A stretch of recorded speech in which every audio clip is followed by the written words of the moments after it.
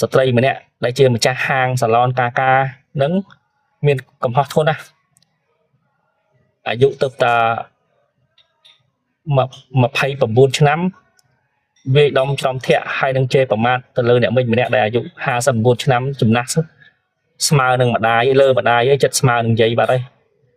ចិត្តស្មើនឹងជីដូនបាត់ហើយវាជាអំពើមួយខុសខើណាស់អញ្ចឹងសូមបងប្អូនពិចារណាកន្លែងហ្នឹងសូមធ្វើការថ្លឹងថ្លែងទៅលើស្ថានទម្ងន់ថាតើកន្លែងស្ថានភាពមួយណាធ្ងន់ជាងរវាងការលួចទូរស័ព្ទចាស់3គ្រឿងដែលយកទៅលក់បានលុយត្រឹម20,000 រៀលហើយនឹងការធ្វើទរណកម្មមនុស្ស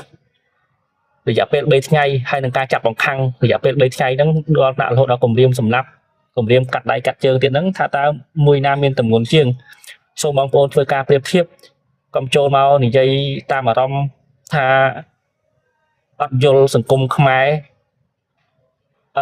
ផ្ដល់ជំនួយដល់ចៅឃើញបងប្អូនខ្លះហ៊ានបរោះដល់ប៉ុណ្ណឹងឃើញមើលទៅគាត់មានមុខរបរមានអីមានលុយមានកាក់ដែរបើតែការយល់ឃើញមកគាត់មានបញ្ហាប្រដាប់គិតខ្ញុំឃើញមានការយល់ឃើញច្រើនប៉ុន្តែសិតតែ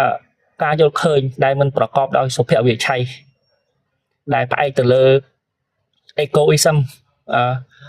អត្តតថភាពមានន័យថាការយល់ឃើញផ្ទាល់ខ្លួនការយល់ឃើញរបស់គាត់ហ្នឹងផ្អែកទៅលើផលប្រយោជន៍របស់គាត់ផ្ទាល់ខ្លួនការយល់ឃើញអ្វីខុសអ្វីទៅហ្នឹងផ្អែកទៅលើការផលប្រយោជន៍ឬការគិតផ្ទាល់ខ្លួនរបស់គាត់ជាជាងផ្ដល់ផលប្រយោជន៍ដល់សង្គមមានន័យថាគាត់ដាក់ខ្លួនគាត់ក្នុងនាមជាអ្នកបើគេលួចគាត់ទ្រព្យសម្បត្តិគាត់ប៉ុណ្ណឹងប្រហែលជាគាត់វាយគេអញ្ចឹងដែរឬយ៉ាងណាឬក៏គាត់គិតថាអ្នកដែលលួចទ្រព្យសម្បត្តិគាត់ត្រឹមតម្លៃជាលុយ20,000 រៀលហ្នឹងគាត់គួរតែប្រើអំពើហិង្សាធ្ងន់ធ្ងរបែបហ្នឹងឬយ៉ាងណាអញ្ចឹងខ្ញុំសង្កេតឃើញថាគាត់មានបញ្ហាចំពោះការគិតរបស់គាត់